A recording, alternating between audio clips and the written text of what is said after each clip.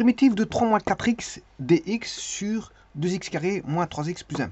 Alors qu'est-ce que c'est? C'est la primitive d'une droite, l'équation d'une droite, sur la primitive d'une parabole, peu importe comment elle soit. Peu importe. Par contre, ce qui est intéressant ici, c'est la parabole. Tout va dépendre de la parabole. Alors la parabole, de deux choses l'une, soit vous avez l'euro qui est négatif. Alors à ce moment-là, si l'euro est négatif, ben, on va voir, bon ici la droite elle est là, hein, c'est x plus b. Si vous avez l'euro est négatif, ben, à ce moment-là, vous allez avoir, vous cherchez à avoir la dérivée au numérateur par rapport au dénominateur. Et là, à ce moment-là, vous voyez que vous avez du du sur u. Et du sur u, ça va donner du logarithme népérien du dénominateur, ln de x carré moins px plus q. Alors, maintenant, s'il reste quelque chose, par exemple une constante que j'appelle s, ben, on sait encore faire une primitive de s sur x carré moins px plus q. Ce qui veut dire qu'on aura une arctangente là. Une arctangente. Donc, on va voir, si le rho est négatif, on peut avoir, voilà, au moins un logarithme népérien, et on peut aussi avoir attaché à ça de l'arctangente. Ben maintenant, si ça tombe tout juste le 2x plus p, ben on n'a pas d'arctangente. Hein. Ça c'est si un reste par rapport au 2x. Si vous essayez de former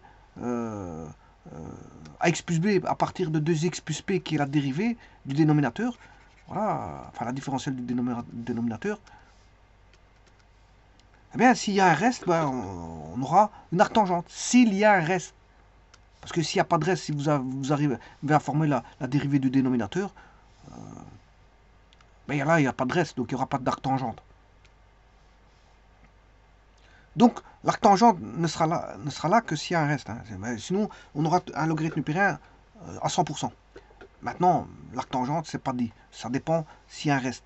Ça veut dire si vous avez formé un coefficient S par rapport voilà, à 2x plus p par rapport au ax plus b, au grand AX plus b.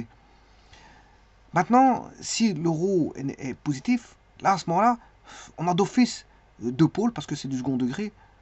Bon, c'est une fraction de première espèce, alors que là, ici, elle était indécomposable, hein, c'est une fraction de seconde espèce. Elle est indécomposable, donc on laisse x carré moins px plus q comme ça, indécomposable. Maintenant, là, ici, c'est une fraction de première espèce. Et la fraction de première espèce, là, ça va donner du logarithme népérien. Mais le gros problème, ça va donner deux logarithmes népériens. Deux qui peuvent se combiner en une, suivant les formules des logarithmes népériens, comme je l'ai montré ici. Si vous avez alpha qui vaut bêta, ben je peux sortir le alpha, ou je peux même mettre une puissance de bêta et avoir un produit de logarithme. Enfin, un produit, une somme de logarithmes donne logarithme d'un produit. Et logarithme d'une soustraction, enfin, la soustraction de logarithme donne le logarithme d'une division. Donc on peut se retrouver que ln de x moins a sur x moins a sur x moins b, ou ln de x moins a fois x moins b, ça dépend, voilà, exposant alpha ou peu importe. Ça n'est pas l'important. On peut modeler la fonction avec un seul logarithme. On peut. Alors qu'on en aura deux. On aura deux au départ. Alors la difficulté ici n'est rien d'autre que de chercher voilà, le C et D. Ce n'est que ça. On passe son temps à faire ça. On passe son temps. Alors ici, par exemple, si je prends une primitive bien définie que celle-ci, vous voyez, bon, on sait bien que ce sera logarithme de... On aura de primitive de dx sur x moins 3, c'est logarithme de x moins 3.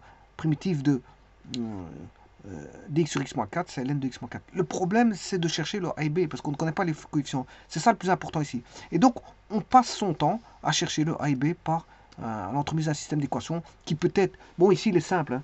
Bon, c'est un système d'équations simple parce qu'on a deux équations à deux inconnues. Mais, parce qu'on a du carré, hein, on a du carré. Mais si maintenant, vous avez différents pôles, avec des degrés qui n'est pas le carré, différents pôles, et voilà, et que certains sont de multiplicité n, et en plus de ça, que vous avez voilà, une seconde espèce, donc vous avez plusieurs premières espèces, et de mélanger à de la seconde espèce, là je peux vous dire que le système d'équations commence à s'alourdir.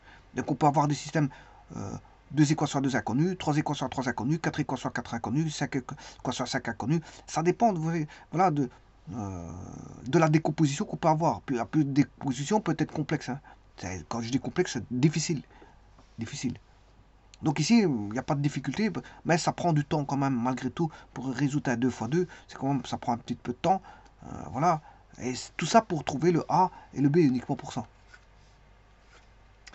Donc le calcul de primitive, ici, il est simple. Il est très simple. C'est pas le calcul. On ne s'attelle pas à chercher la primitive ici, parce que la primitive, il est simple. On s'attelle à chercher les coefficients A et B. C'est juste ça. On passe son temps à chercher A et B dans une telle primitive. Bon. Alors maintenant, ça, je peux écrire. La droite, elle s'écrit 4x plus 3.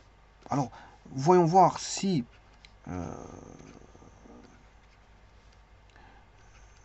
2x moins 3x plus 1 est un logarithme avec une arctangente ou un logarithme tout seul, ou voire deux logarithmes. Eh bien, je vais taper, je vais chercher les racines de 2x carré moins 3x plus 1. 2 moins 3, 1.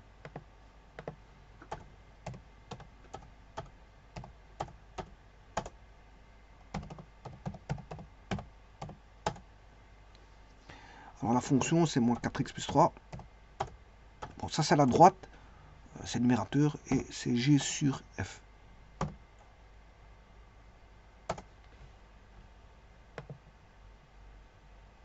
Les racines, c'est 1 demi et 1. La fonction est là. Bien sûr, il y a des asymptotes en x égale 1 demi et x égale 1. On a deux asymptotes. Bien sûr, il y en a une horizontale aussi, hein, y égale 0. Voilà, les asymptotes sont là. Donc, c'est 1 demi et 1. Donc, 2x carré moins 3x.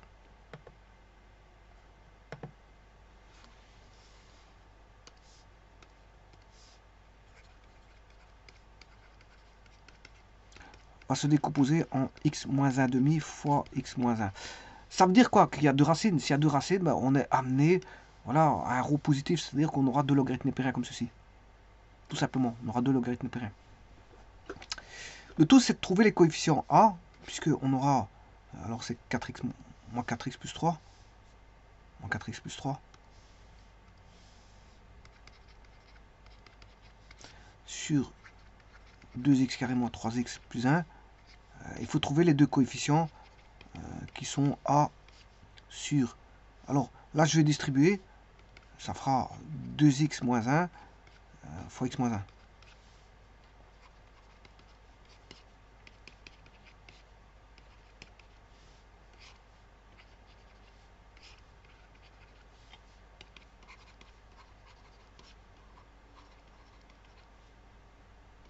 Alors, la primitive de 2x moins 1, voilà, on va regarder ce que ça vaut après.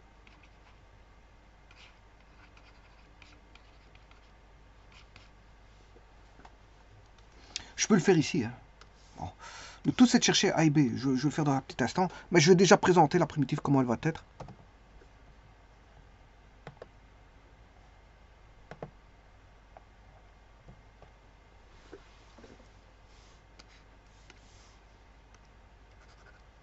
Si je posais U égale 2x moins 1, différentiel de U égale 2 dx, donc du sur 2 égale dx. Donc là, la réponse, elle sera A du sur 2 du sur 2, primitif de U, plus B ln de x moins 1. Et là, vous voyez que c'est ln de U, et U, c'est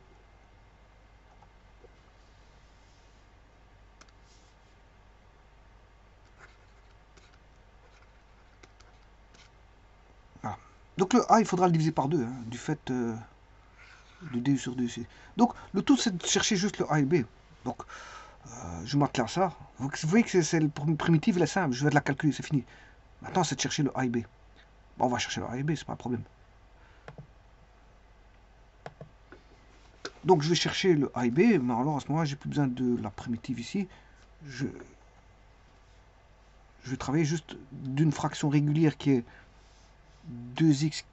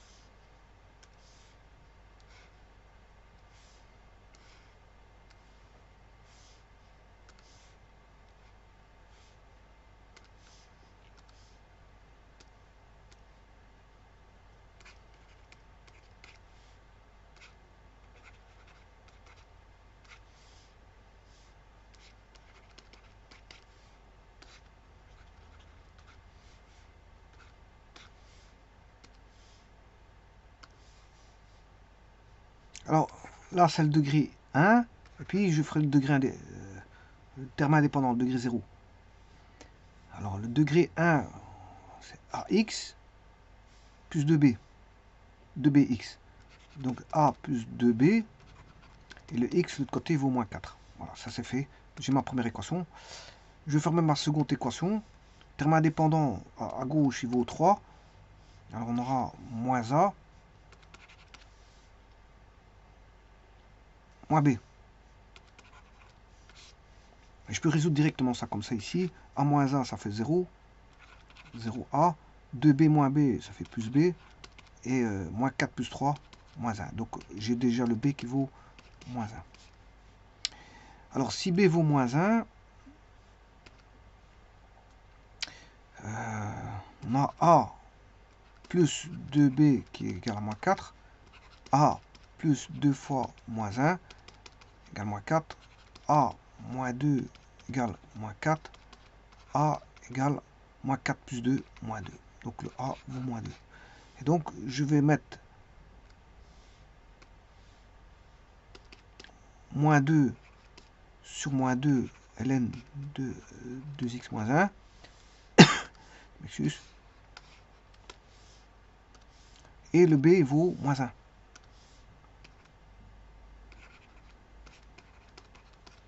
Donc, ce qui veut dire qu'on aura moins ln de 2x moins 1 moins ln de x moins 1. Bien sûr, à partir d'ici, il y a plus k. Plus k, plus k.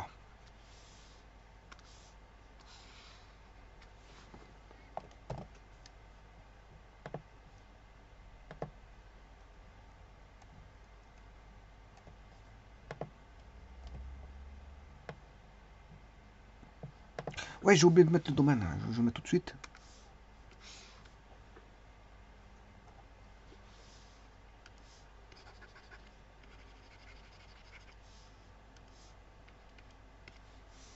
Le domaine, c'est x appartenant à R, sauf les deux pôles que on avait tout à l'heure, c'était 0,5 qui était 1,5.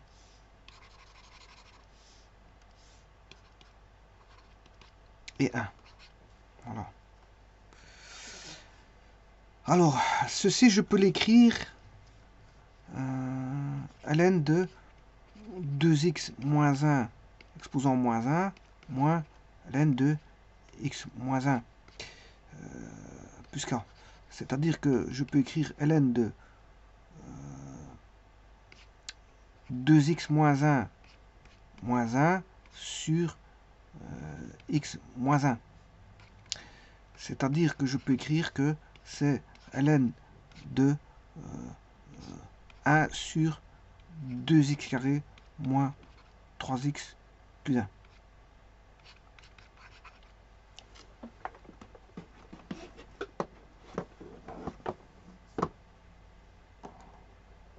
Ah oui, oui, oui, bah oui, c'est si évident que ça. Parce que, ouais, oui, pourquoi? Eh bien, qu'est-ce que j'ai dit tout à l'heure? Ici, c'est parce que je me suis pas rendu compte, mais 4x moins 3, c'est la dérivée, oui, oui, oui, oui. C'est normal que j'ai ça. Regardez bien.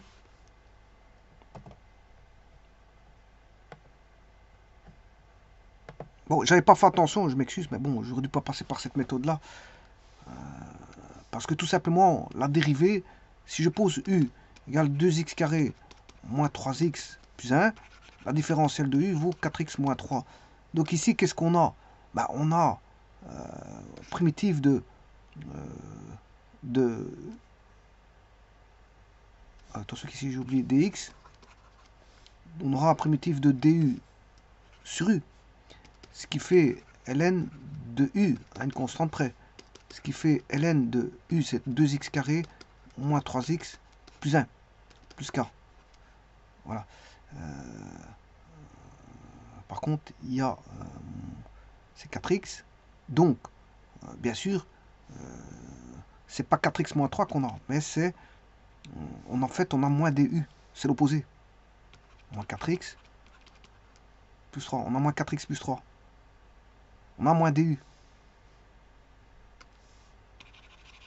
On a moins du. moins du fait moins 4x plus 3. Et là, j'ai la dérivée la dérivée du dénominateur, je l'ai au numérateur en faisant ça. Et donc je mets un moins. Si je mets un moins là, ben, c'est ln 2x carré moins 3x plus 1 exposant moins 1 plus k. Donc ce qui fait ln de 1 sur 2x carré moins 3x plus 1. Ce qui démontre, voilà, ce qui démontre ma formule ici. Mais je n'avais pas fait attention. Vous voyez, il ne faut pas partir direct. Hein. Parfois, il faut bien regarder. Il faut regarder si la dérivée du numérateur est bien présente. Hein, par rapport au dénominateur. C'est vrai que je n'avais pas fait attention à ça. J'étais parti du principe que bon, c'était pas quelque chose d'évident. Donc, parfois, il y a des choses évidentes, bon, qui ne vous paraissent pas évidentes. Mais il y a des choses, inversement, il y a des choses qui vous paraissent difficiles alors que c'est évident. Ouais, le tout, c'est dans l'observation. Mais là, j'ai pas fait attention. C'est une histoire d'attention. J'ai pas bien vu que voilà, le dérivé du dénominateur était au numérateur. Ah, voilà, un signe près. Je n'ai pas fait attention. Je m'excuse. Bon, de toute façon, je l'ai vu à la fin, mais quelqu'un qui est en examen, là, il va perdre son temps à faire la méthode, voilà, par les fractions simples. Bon, ici, on va calculer l'intégrale. On ne sait pas si au départ on a quelque chose de simple ou de difficile. Le problème, il est là. On peut avoir quelque chose de simple. Oui, bon, on est gratifié par quelque chose de simple. Bon, alors, à ce moment que vous résolvez quelque chose de simple, si vous êtes en examen, tant mieux pour vous. Quelque chose de simple, c'est facile à répondre. Et vous allez avoir des points si vous répondez correctement. Mais quelque chose, on peut avoir quelque chose qui est présenté comme difficile, mais qui est simple aussi. Et bon, certaines personnes vont aller se diriger vers des difficultés qui n'en sont pas parce que la question est simple. Bon, on va dire ça comme ça. Bon, donc on a ici l'intégrale de h. Vous voyez que c'est bien ça. C'est bien ce que j'avais trouvé au départ. Donc c'est moins ln de moins x moins ln de 2x moins 1. C'est le tout premier. Voilà, c'est le tout premier là-bas au-dessus. Donc moins ln de 2x moins 1 moins ln de x moins 1. Voilà. Et maintenant, je vais l'écrire comme je vais l'écrire en finalité. C'est-à-dire c'est ln de f. ln de f. Oui, attention, exposant moins 1. Donc c'est ln de 1 sur f. Parce que vous voyez qu'ici, ln de, on voit tout de suite que c'est pas bon. Parce qu'il y a une symétrie orthogonale par rapport à l'axe au x. Donc ça veut dire qu'il faut. C'est bon, mais à un signe près. Donc là maintenant, je vais mettre le signe dans le logarithme népérien, c'est un inverse.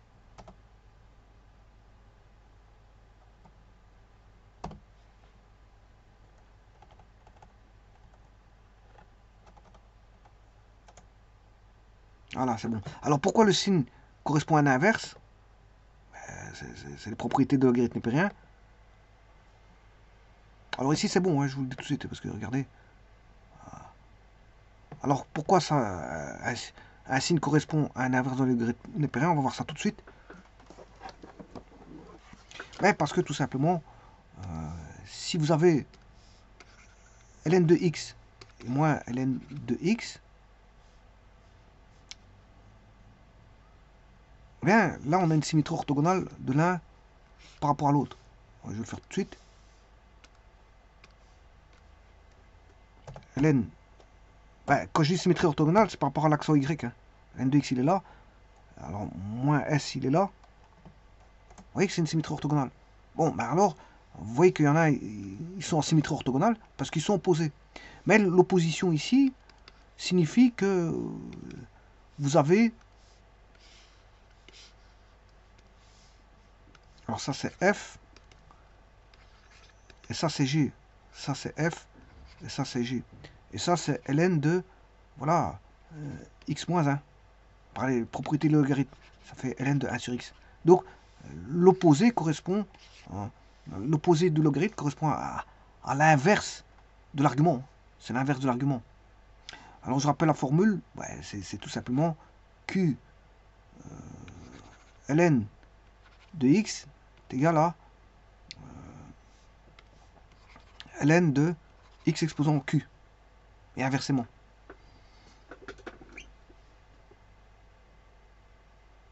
Alors pourquoi ça?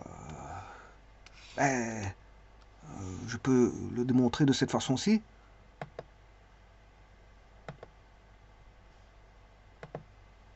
Supposons que je prenne que 3, hein. Je vais en prendre que 3, pas plus.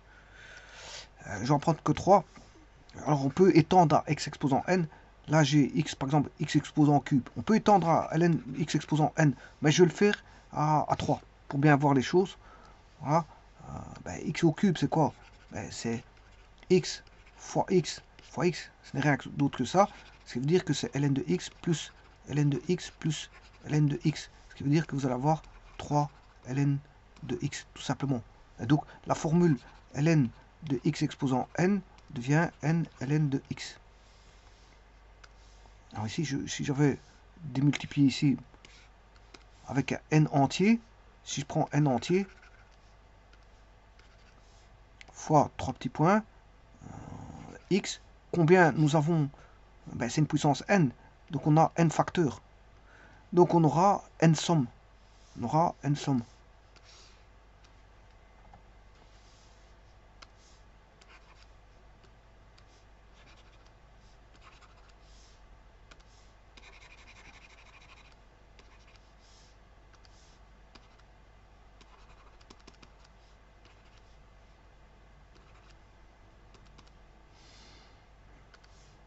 Donc la somme ici va correspondre à quoi? À n, tout simplement.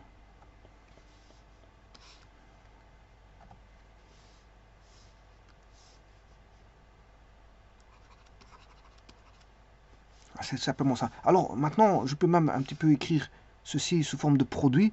J'aurais pu mettre produit des x pour j égale à 1. Pourquoi j? Parce que j'ai déjà mis k en dessous, pour pas confondre j et k. J égale à 1 jusque n. Vous avez le produit des x. Là, x fois x fois x fois x fois x, combien de fois? N fois. Donc c'est la puissance n.